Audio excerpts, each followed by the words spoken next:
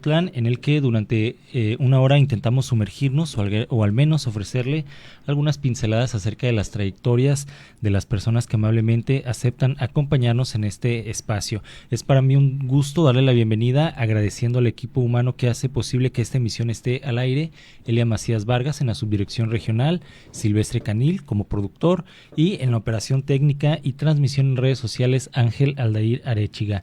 Yo soy Antonio Díaz y le recuerdo que puede comunicarse a los teléfonos en cabina 38-250-31, 38-265-32 y en WhatsApp al 317-121-23-25 y en Facebook en Radio Universidad Autlán 102.3, donde también puede observarnos completamente en vivo. Y bueno, para mí es un gusto darle la bienvenida a esta emisión a Guillermo Tobar Vázquez. Buenas tardes. ¿Qué tal, Antonio? Buenas tardes. Gracias por la invitación. Al contrario, gracias por aceptar. Y bueno, pues usted es una figura bastante conocida, es colaborador aquí de esta emisora a través del programa El Árbol de Atenea. También es integrante de la Benemérita Sociedad de Geografía y Estadística del Estado de Jalisco, actualmente secretario, y bueno, él es el autor del blog Cultura Autlán y también actualmente cronista municipal de Autlán. Pues bueno, Memo, siempre nos gusta empezar un poco por el principio, entonces platícanos un poco sobre tu infancia, de dónde eres. Por ahí me acuerdo, ¿no? Que al parecer también eres de las personas adoptadas por Autlán, ¿verdad? Sí, en cierta forma, porque en realidad aquí están mis raíces familiares. Por línea materna, aquí en Autlán han vivido y han nacido pues varias generaciones de mis antepasados, por lo menos mis tatarabuelos ya vivían aquí en Autlán. Por línea paterna sí vienen del rumbo de Unión de Tula, Ayutla. De ahí era mi abuelo paterno y también sus antepasados. Y mi abuela paterna era de San Gabriel. Y bueno, llegan y se radican aquí en Autlán en los años 50. Pero bueno, aquí están mis raíces. Aunque me toca nacer en Tijuana, bastante lejos de aquí, por azares del destino, mi familia y mis antepasados maternos se fueron a vivir a Tijuana en 1972, luego de que, bueno, los hermanos varones trabajaron en la mina, en la compañía minera Autlán, que sí, se va, no cierra, pero sí cambia sus operaciones al estado de Hidalgo en 1968, y mis tíos deciden no seguir trabajando para la mina, prefieren que los liquiden y buscar otro trabajo, y lo buscan, pero el caso es que buscan mejor en otros horizontes, y lo encuentran en Tijuana, y allá se va toda la familia. Y después, años después, mi papá también, por su cuenta, se va tratando de pasar al otro lado, a Estados Unidos, no lo logra y se queda en Tijuana también, busca algún trabajo, y allá se encuentran mis papás, se casan, y allá nacemos mi hermano y yo.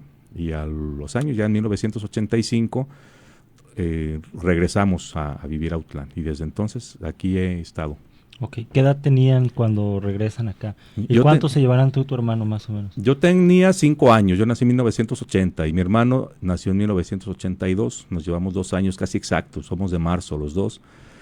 Y bueno, ya desde los 5 años vivo aquí, mi hermano desde los 3, prácticamente pues aquí hemos vivido todo el tiempo. Ya de aquí, ¿verdad? Y bueno, Memo, platícame, ¿cómo recuerdas tu infancia? ¿Cómo recuerdas a Autlán en ese entonces? ¿Qué hacían para divertirse los hermanos Tobar? Fíjate que vivimos una infancia muy, muy bonita. Bueno, no voy a caer, o no quiero hacerlo en el cliché de que éramos niños sin celular, porque obviamente lo éramos, no lo sabía en ese tiempo. Nos tocó vivir una época en que Autlán estaba creciendo. En ese crecimiento, nosotros nos toca vivir parte de nuestra infancia en la colonia Ipevi. Allá, en ese tiempo era el extremo poniente de Autlán, era una colonia nueva. Lo nuevo le daba también un aire muy rural. Estaba poco habitada todavía, tenía grandes espacios baldíos, que eran lotes con un propietario, pero que no estaban construidos, algunos de ellos, y estaba pues pegado ya al potrero. Más allá de la colonia no había nada, donde ahora está la clínica del ISSSTE, donde está la Escuela de Educación Especial, donde hay ya algunos asentamientos, unas colonias o fraccionamientos irregulares que son dentro de la comunidad indígena de Chiquihuitlán. Todo eso no estaba, era puro potrero. También lo que ahora es, por donde ahora está la Academia Doris Topete, esa calle, ya estaba la calle, pero del lado norte no había casas, eran terrenos de cultivo, supongo, y había un lienzo de piedra que dividía esos terrenos de la calle. Entonces todo ese potrero era campo de juegos de mi hermano y mío y de los amigos de ahí del barrio, entre quienes estaba, por cierto, el ex regidor Juan Luis Garay, hace un par de administraciones. Él era del grupo de amigos de nosotros. Ahí jugábamos a cualquier cosa que se nos ocurría, desde béisbol, improvisado, fútbol, igual de improvisado, o salir, y esto pues puede ser motivo de que incluso de que me funen o algo parecido, pero una cosa que nos gustaba hacer era salir disque de cacería. Había abundancia de pues, Luis Eugenio. Pues, sí, por eso temía mencionar algo, pero sí salíamos y había cuijes, o sea, lagartijas pequeñas, aves y todo tipo de cosas. Éramos bastante malos como cazadores, pero era la diversión, ¿no? Salir a explorar y disque a cazar algún animal. Era eso lo que hacíamos en el barrio cuando vivimos ahí. Pues era muy vivíamos muy en contacto con lo que es la forma de vida rural. En esto que te comento, pues sí salíamos a jugar, y había vacas, había burros, todo tipo de animales con los que también jugábamos ahí, convivíamos con ellos, de manera que ese tipo de infancia fue la que nos tocó. Órale. Y hablando de la escuela, ¿cómo la recuerdas? ¿Qué tantas primarias había? ¿Cuál te tocó ir? Me tocó. ¿Cómo estaba la infraestructura también? Sí, fíjate, me tocó, a mi hermano y a mí nos tocó la escuela 20 de noviembre, la escuela del Coajín, que así se le apodaba, que todavía existe, pero a nosotros nos tocó todavía la escuela con su fisonomía anterior, original, que se perdió en 1995 con el terremoto del 9 de octubre. Se tuvo que demoler y hacerse nueva como está ahora. Nos tocó esa escuela con el tipo de construcción de adobe, con un corredor muy grande, con un patio central donde había una cancha de usos múltiples y donde se hacían los honores a la bandera todos los lunes. Los corredores tenían pues su techo de teja con sus pilares, y lo que en una casa hubieran sido las habitaciones, acá eran los salones. Entrabas, tenía un zaguán así pues también muy amplio y muy fresco, y ya de ahí podías ir al salón que querías usando los corredores. Nada más tenía de nuevo o moderno lo que era el segundo patio, que fue un terreno que se compró por el año 1967 más o menos, para ampliar la escuela. Ahí se construyeron unas aulas ya modernas, y otras en el costado norte de la escuela vieja, digamos, la parte colindante con una casa ya en el costado norte, que esas aulas las construyó la compañía minera Autlán, cuando todavía estaba aquí, también por los años 60 supongo, que eran unas construcciones ya más modernas, pero el resto de la escuela eran así, unas construcciones de adobe muy altas, muy frescas, paredes muy gruesas, con un piso de mosaico, unos mosaicos grandes, que los mismos alumnos, entre nuestras actividades de un día normal, teníamos que limpiarlas. Nos proporcionaban una mezcla de acerrín como con petróleo, y con eso se aplicaba en el piso y se tallaba con algún trapeador, y eso pues dejaba muy, muy limpio, muy brilloso el piso.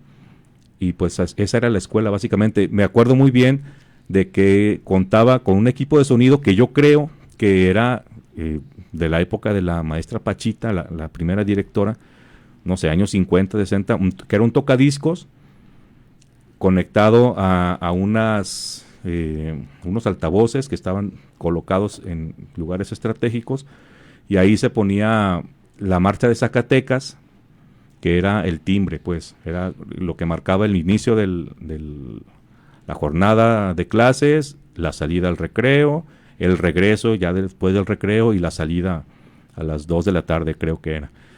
Era la marcha de Zacatecas, y ahí mismo se ponía el himno nacional en su momento, y bueno, se oía, ahora que lo recuerdo, se oía muy mal, pues, se oía con el gis ese de los discos de acetato, y pues era un equipo que pues nada que ver con los equipos modernos, con mucha más fidelidad y todo, pero pues tenía esa característica de que, y todavía yo creo que a muchos nos pasa, de los que éramos alumnos ahí, escuchamos la marcha de Zacatecas. ¿Y te trae recuerdos de...? Sí, me acuerdo perfectamente de la primaria.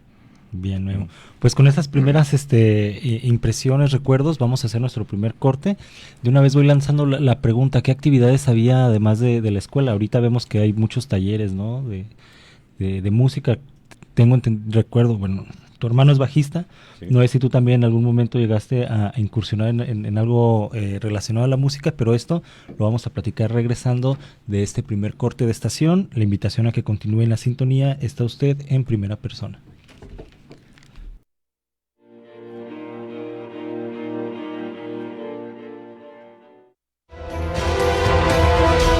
Historias de vida, trayectorias, sueños, decisiones y retos contados en primera persona. En un momento regresamos.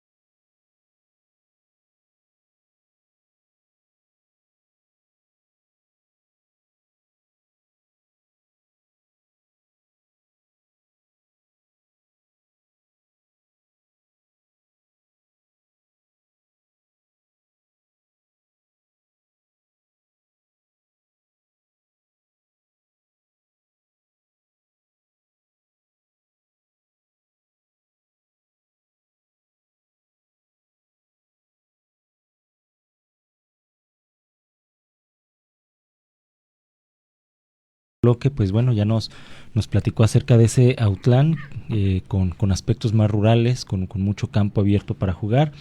Y yo te preguntaba, Memo, antes de ir al corte de actividades extracurriculares como las que vemos ahorita, te preguntaba concretamente por el caso de la música, o a qué tenían acceso en ese entonces. Sí, en mi caso, durante la primaria, desde que estaba en cuarto grado, estuve en la banda de guerra, de ahí de la escuela 20 de noviembre. Ahí pues aprendí algunos elementos muy, muy básicos de instrucción militar, de cómo marchar, cómo estar en posición de firmes y demás cosas, y además a tocar el tambor de la banda de guerra.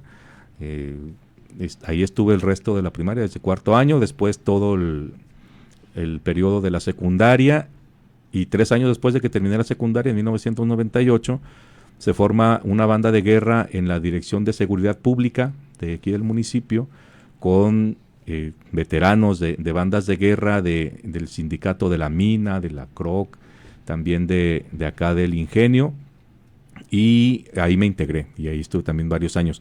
Pero no era como ahora, hay una oferta muy amplia, muy variada de actividades para niños, desde los más pequeños hasta adolescentes, para que puedan tener un aprendizaje complementario o una actividad nada más sin la intención tanto del aprendizaje, sino de tener más actividades. Ahora hay una oferta muy amplia, en ese tiempo no la había.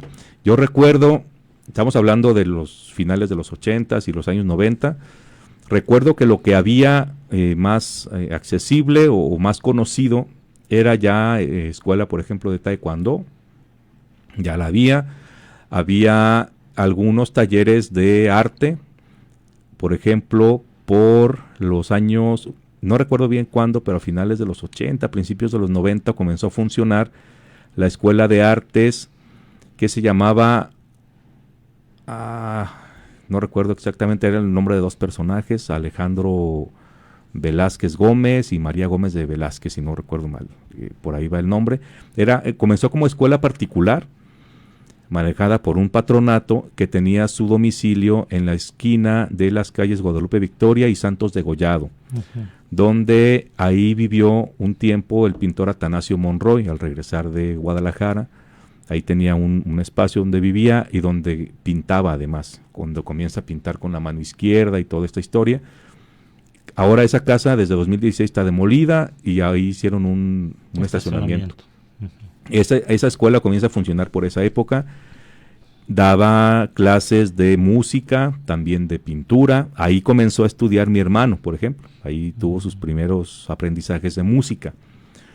Y otra opción que teníamos y que no era muy socorrida, pues, no era muy despreciada, era el aprendizaje de algún oficio, pero en un negocio establecido, en un taller. Por ejemplo, yo desde la adolescencia más o menos comencé a trabajar en el taller de mi papá, el taller de mofles, y aprendí el oficio. En la juventud, primera juventud, dominaba el oficio y podía dedicarme a eso. Esa era otra opción que teníamos, es decir, trabajar en algo, en un oficio, en una tarea sencilla, o como aprendiz en un taller. También eso estaba a la mano y estaba bien visto, digamos. No se vinculaba, no se consideraba como una explotación infantil, como un abuso, porque a veces sí trabajaban los niños en algo así y a veces no se les pagaba o tal, pero estaban aprendiendo. Y era algo bien visto y muchos lo hacíamos. Entonces, básicamente, y según mis recuerdos, quizás alguien recuerde algo más, pero era como la oferta que había de actividades extracurriculares. Bien, y bueno, en esta época pues ya uno empieza a pensar, ¿no? ¿Qué es lo que quiere hacer más adelante? De acuerdo a lo que tú tenías en el panorama, pues, ¿qué era lo que estaba en tu lista de deseos? Sí, fíjate, eso es muy interesante de recordar siempre. De niño, pues, como muchos niños, tenía ideas así muy fantasiosas, ¿no? Uh-huh. Que quería ser astronauta. Superhéroe. Sí, quería ser capitán de barco, sin saber exactamente que era un astronauta o un capitán, ¿no? Nomás tenía la imagen. Pero ya al ir formando un poco más la idea y teniendo este antecedente del adiestramiento militar muy rudimentario que llevaba, tenía la intención de estudiar en el colegio militar para ser militar de carrera.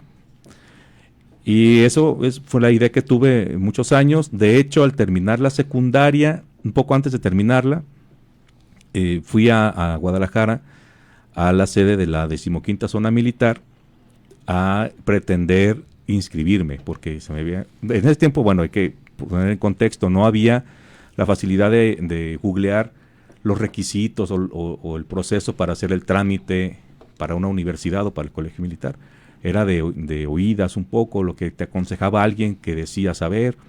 Entonces, pues fui acompañado de mi papá a Guadalajara, y ahí me desengañaron y me dijeron, mira, sí puedes inscribirte, pero siempre que ya hayas terminado la prepa.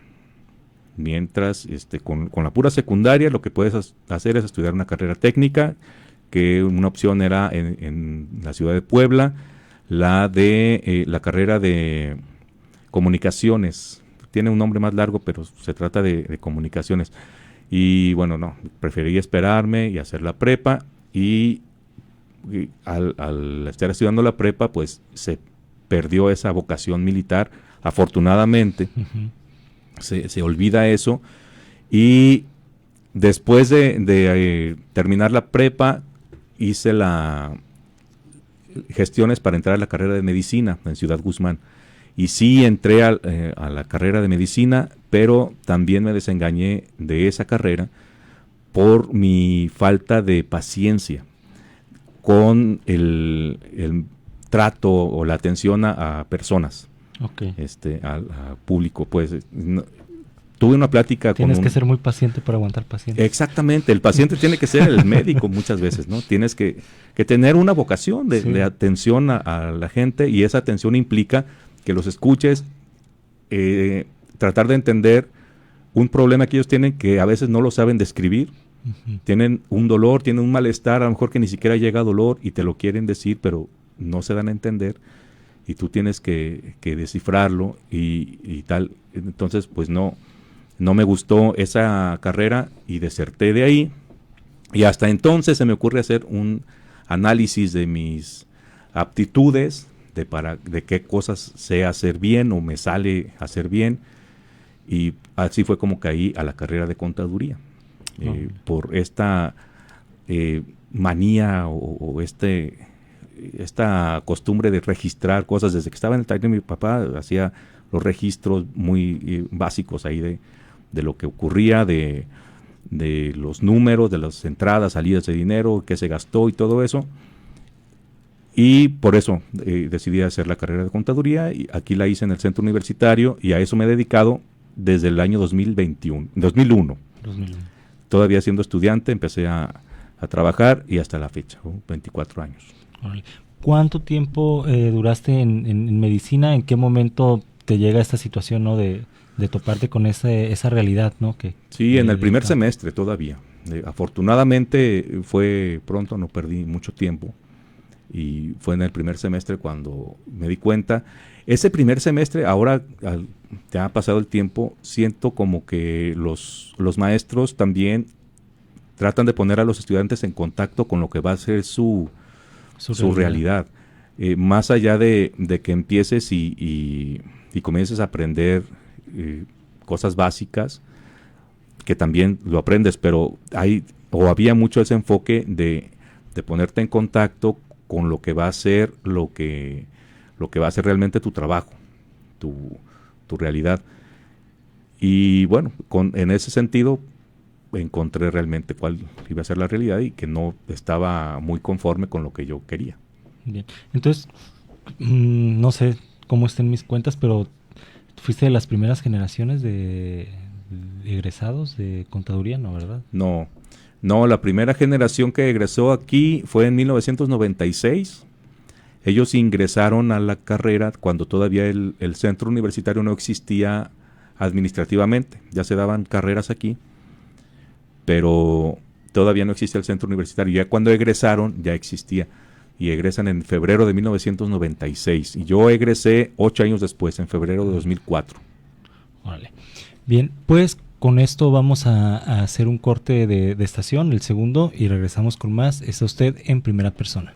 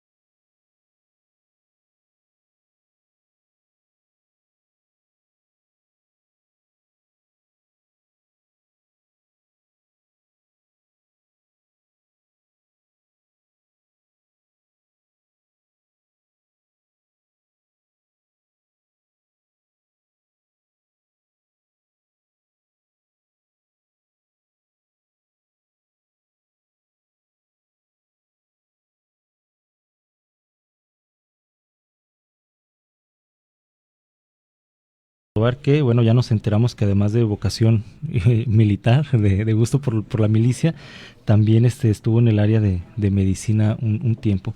Entonces, Memo, te regresas a Autlán, te metes a contaduría, y ¿qué pasó después? Además de los estudios, ¿qué más hacías?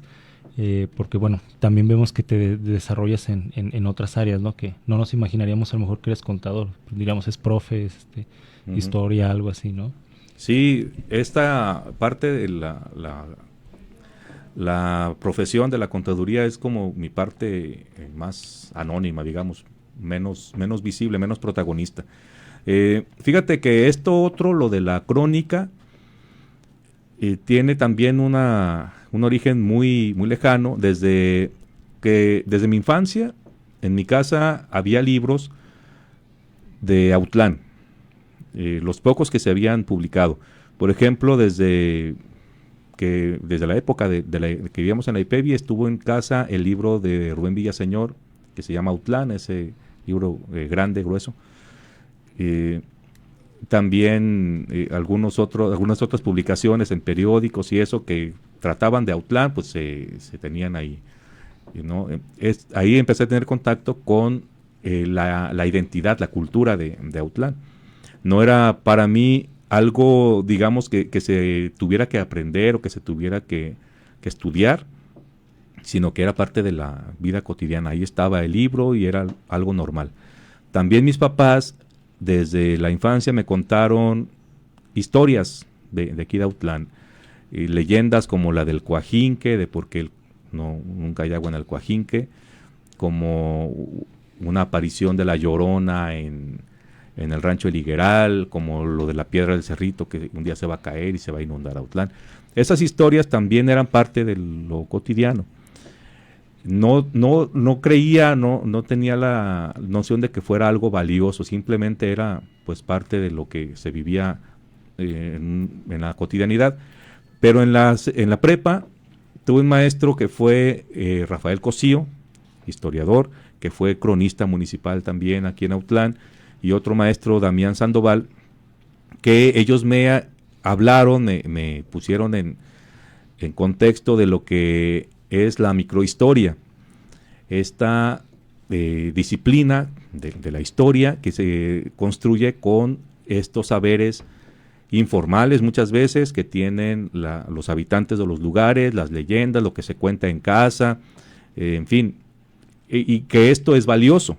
Ellos me pusieron en la conciencia de que era algo valioso, que es parte de lo que construye la identidad del pueblo de Autlán, y entonces de manera informal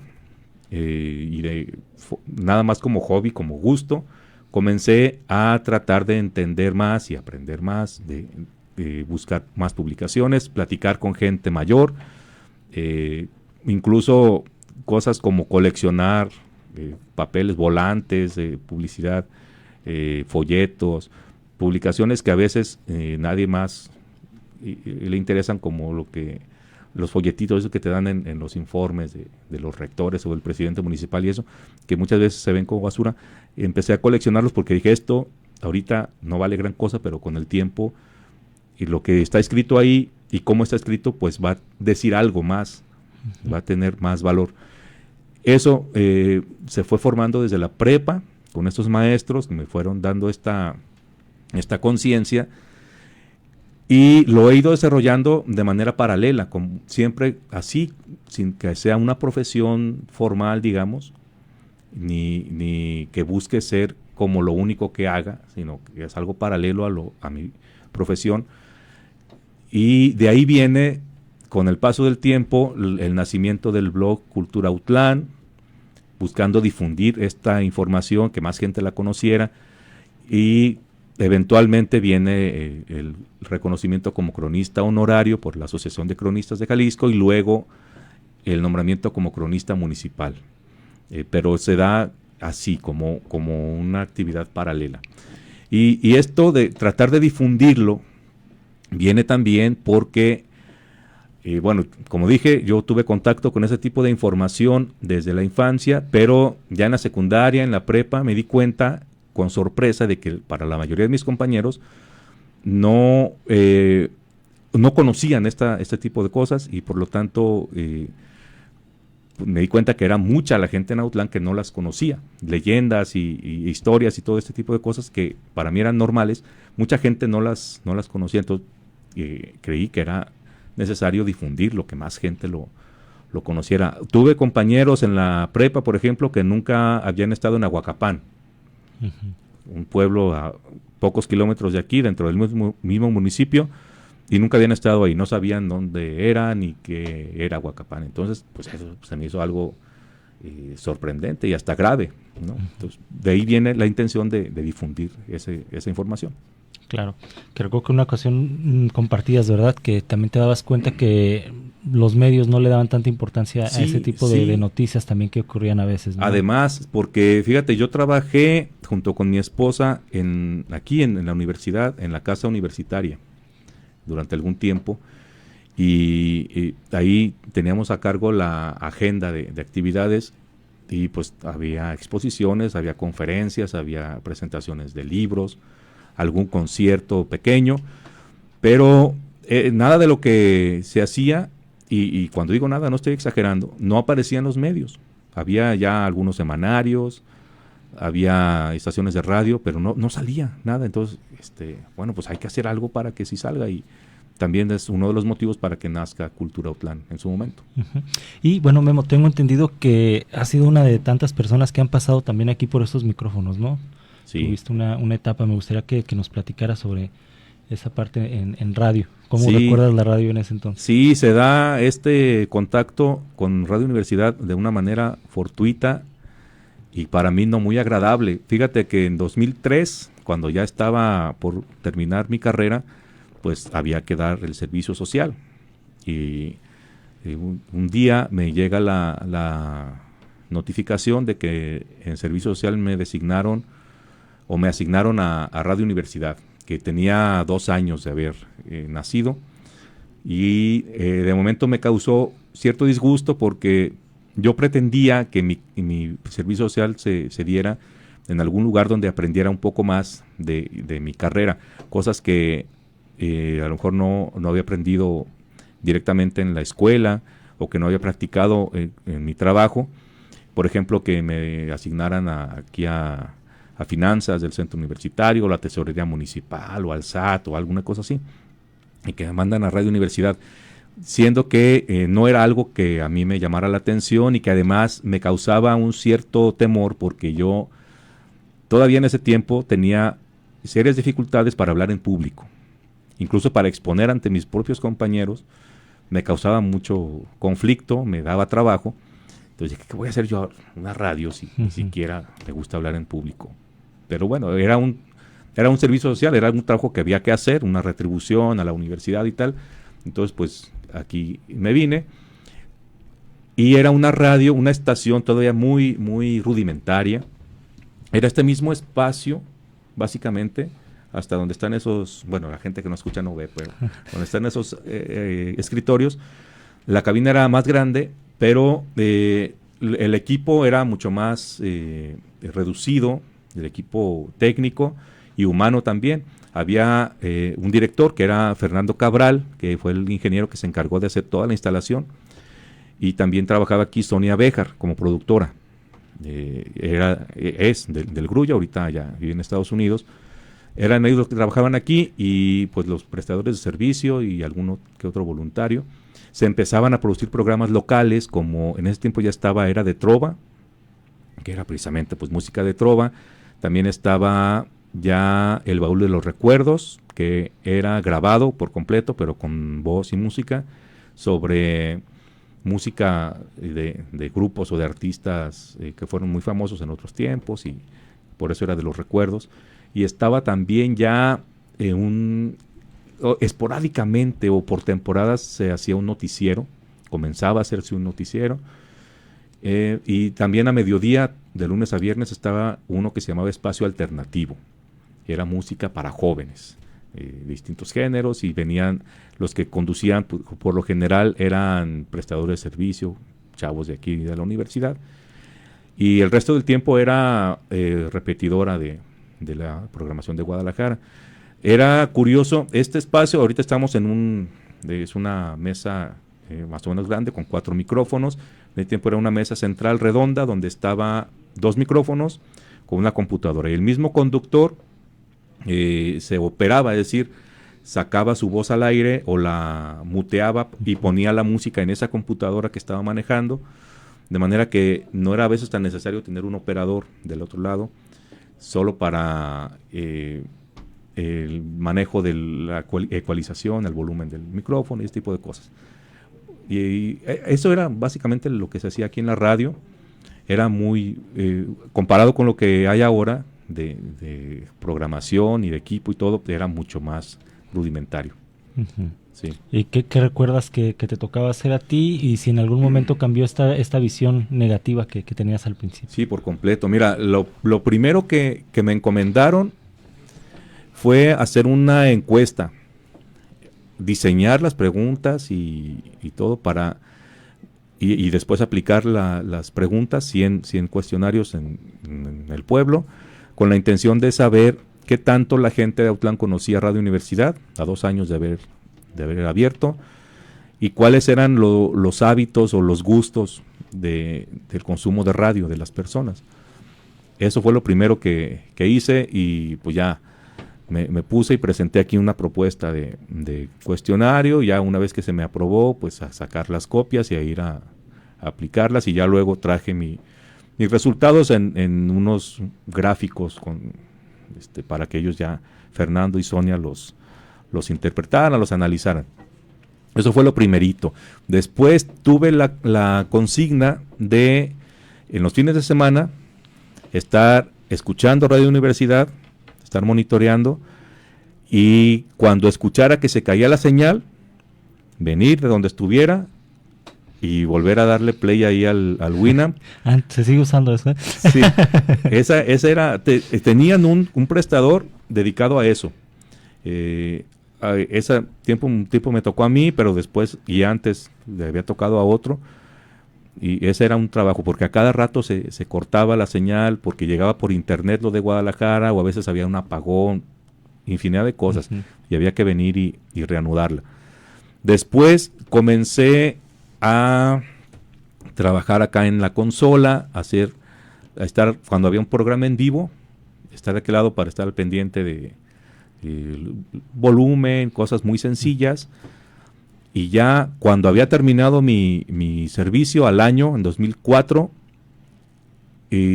Sonia Béjar me anima a que diseñe y haga un programa en vivo, que se llamó El Camino del Exceso, y era de rock clásico.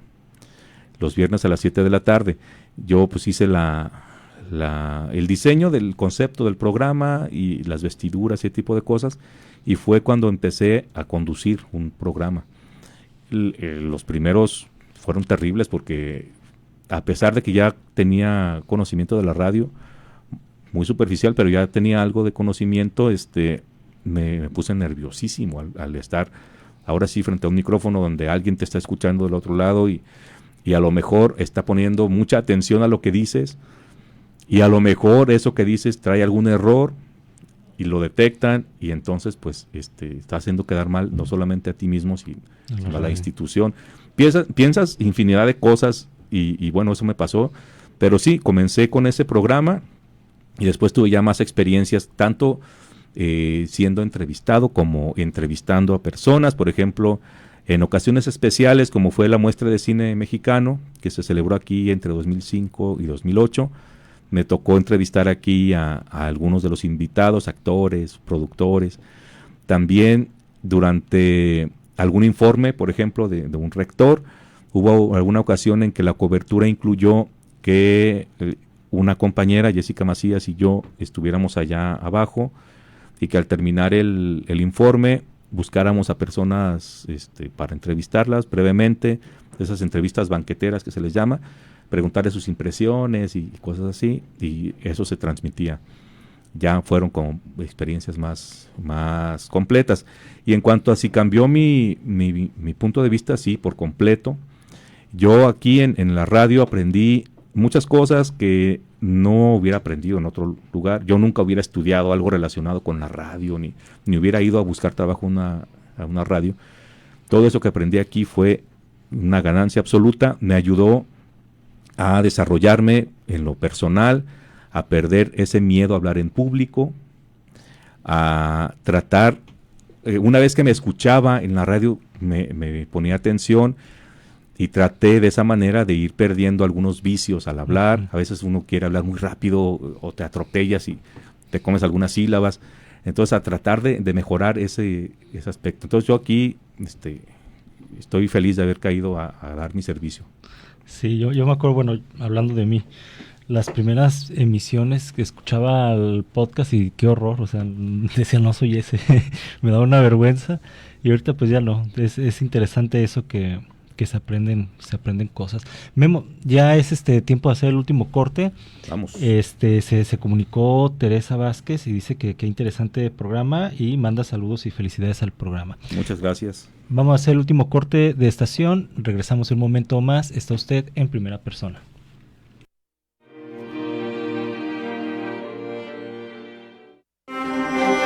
¿De qué puede hablar?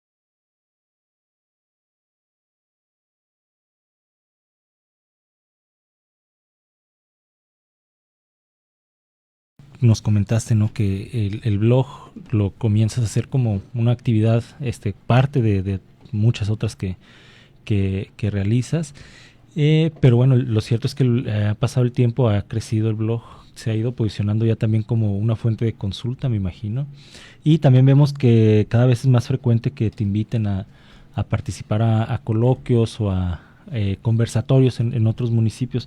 Preguntarte ahorita por qué ha sido de Cultura Autlán tras pues estos años que llevas de administrarlo, y también sobre este crecimiento, ¿no?, como cronista. Sí, fíjate que Cultura Autlán pues nació con esa intención de difundir cosas que se hacían y que no se difundían en los medios, pero fue creciendo gradualmente con el tiempo. Se fueron agregando más temas, más que lo estrictamente que iba ocurriendo en el día a día. Fuimos agregando cosas o temas que permitieran a los lectores darse una idea más completa de qué era Autlán, de cuál era la identidad de Autlán. Así fuimos incluyendo pues lo mismo, algunos pasajes históricos, algunas descripciones de oficios, modos de hablar, lugares, y eso desde luego pues fue aumentando la demanda de tiempo, que se le dedicaba al blog, siempre tratando de equilibrar la otra actividad que es la de la profesión de contador. Y eso, pues como dije hace un rato, fue llevando a tener contacto con un ámbito, un grupo de personas que son los cronistas municipales, tanto el que era cronista de aquí como de otros lugares, y eso me fue integrando a la Asociación de Cronistas y a ser después tener el nombramiento de cronista municipal, y eso también me ha abierto puertas como la participación en este tipo de actividades que mencionas, también luego el ingreso a la Sociedad de Geografía y Estadística, que también conlleva una serie de obligaciones que pues van demandando tiempo y trabajo, ¿no? Dedicar cierto trabajo a estas actividades. Eso siento que me ha llevado a abandonar un poco el blog. Ya no le metemos tantas publicaciones como antes o tan variadas, pero esto porque ese tiempo, ese esfuerzo se ha ido dedicando a cosas como, por ejemplo, la investigación de temas para presentar en estas actividades, en estos coloquios o congresos en los que hemos participado. Por ejemplo, en los últimos años he hecho algunas investigaciones que me han tomado meses de tiempo libre, o sea, no de tiempo completo, digamos, pero que me han llevado tiempo de dedicarle a buscar información, a procesarla, y luego buscar la manera mejor de presentarla. Y ahí está, pues ya el trabajo se ha ido dedicando un poco más a eso. Más denso, ¿no? Sí, y pues ahí estamos. Hace algunas semanas, 3 semanas creo, tuvimos un congreso, un coloquio aquí en Autlán, el 4 de mayo. Próximamente, el día 6 de junio, tenemos otro en Ciudad Guzmán, que se llama Coloquio de Estudios Decimonónicos. Ahí vamos a presentar un trabajo sobre el Templo de la Purísima, que ya antes hemos visto aquí.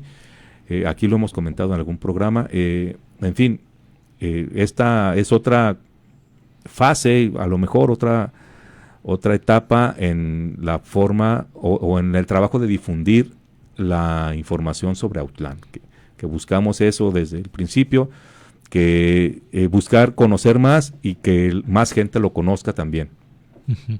Y bueno, Memo, me gustaría preguntarte, pues eres padre también, ¿no? Yo no sé qué es, pero imagino que también es una tarea, pero bueno, tus hijos también ya tienen cierta edad, y vemos que Rodrigo también ya quiere seguir los pasos de su papá. Sí. ¿Cómo ves? ¿Ya lo estás involucrando? Sí, mira, él tiene su obligación principal, que es la escuela, y luego tiene otra que es ECOS, que eso también hablando de actividades extracurriculares, esa en particular lo hemos ido aconsejando que la tome tan en serio como la secundaria, pero además pues me ha acompañado muchas veces a actividades aquí mismo en Autlán, o cuando hemos ido a algún congreso o algo fuera de Autlán, y pues me ha visto tomar notas y eso, y me preguntaba que para qué era, y ya le expliqué que para luego dejar un escrito sobre lo que había pasado ahí, y comenzó él a hacerlo por su cuenta también. Empezó a llevar su libretita y tomaba notas, y ya comenzó a hacer algunas redacciones, y algunas se las he publicado en Cultura Autlán, con algunos consejos. Mira, aquí hazlo más claro, aquí ponle, aquí quítale, y pues ahí va. Es algo que a él le nació empezar a hacerlo, y a mí me da gusto que lo haga. Si decide seguir, pues qué bueno, y si no, está bien también. Y le he dado algunos consejos nada más para que lo pueda seguir haciendo, pero pues sí, lo empezó por su cuenta, y vamos a ver si le interesa seguirlo. Bien, y bueno, nos quedan 5 minutos. Yo creo que dejo micrófono abierto, Memo, para que nos acerquemos a conclusiones, tal vez algún mensaje, ¿no? Para quienes nos escuchan y tengan la inquietud de no sé, tal vez de tomar una decisión dura, ¿no? Como me salgo de la carrera porque no es lo mío, o me pongo también a tomar notas y hacer algo algo alterno. Sí, mira, en cuanto a esto, si se trata de decisiones duras, como lo acabas de decir, no es fácil tomar una decisión así, sobre todo porque sientes sobre ti una responsabilidad mayor. No es nada más lo que tú quieres hacer o no quieres hacer, sino que sientes una responsabilidad de que tienes unos padres que están haciendo un esfuerzo porque tú tengas unos estudios, y quizás si dejo la carrera ahorita se van a sentir defraudados o tal. Cuesta mucho trabajo, pero yo recomiendo que siempre, si existen dudas sobre si lo que estás estudiando te interesa o no, pues que lo reflexiones muy bien, que hagas un análisis muy, muy profundo y tomes la decisión que tengas que tomar, más allá de las consecuencias de lo que otros pienses. Toma la decisión que tengas que tomar y lo hagas. Ahora, una carrera universitaria, creo que sí es necesario tenerla, o sea, hacer una carrera te sirve mucho, pero no te define por completo. Es decir, si eres contador, no estás condenado a trabajar en un escritorio llevando cuentas, o calculando impuestos o haciendo registros contables, sino que tienes un panorama muy amplio siempre como humano, como persona. No puedes, por naturaleza creo, no puedes tener la mente puesta en una sola actividad. Necesitarías no tener un cerebro completo, digamos, para estar condenado a eso. Como persona normal tienes otro tipo de intereses. Te gusta a lo mejor la música, o te gusta la tele, o te gusta caminar. Habrá muchas más cosas que te interesan. Yo aconsejo que, además del trabajo que desarrolles normal para subsistir, que tengas otras actividades, otros intereses, y que también los desarrolles de una manera más o menos profunda, sin ser solamente espectador de ellas. Eso te va a ayudar a tener una vida mucho más completa, a tener una visión del mundo más amplia, y a vivir también, tener una vida pues más plena, sin estar condenado a una sola actividad. Como, no sé, se me viene a la mente, y a lo mejor es una comparación muy burda, pero un animal de carga, ¿no? Un animal de tiro que está condenado a jalar una carreta toda su vida. Una persona no tiene por qué estar condenada a eso. Sí, la carrera te sirve, te da muchos elementos para desarrollarte en la vida, pero no te define por completo. Bien, pues bueno, Guillermo, muchas gracias por acompañarnos. Nos despedimos con ese mensaje. Muy bien, gracias por la invitación, y gracias a Radio Universidad también por lo que le debo de mi formación y por ser también un espacio siempre donde podemos acudir para difundir la información que tenemos. Así es. Y muchas gracias a usted por el favor de su amable escucha. La invitación es a que continúe en la frecuencia universitaria. Nosotros nos escuchamos el próximo martes en Primera Persona.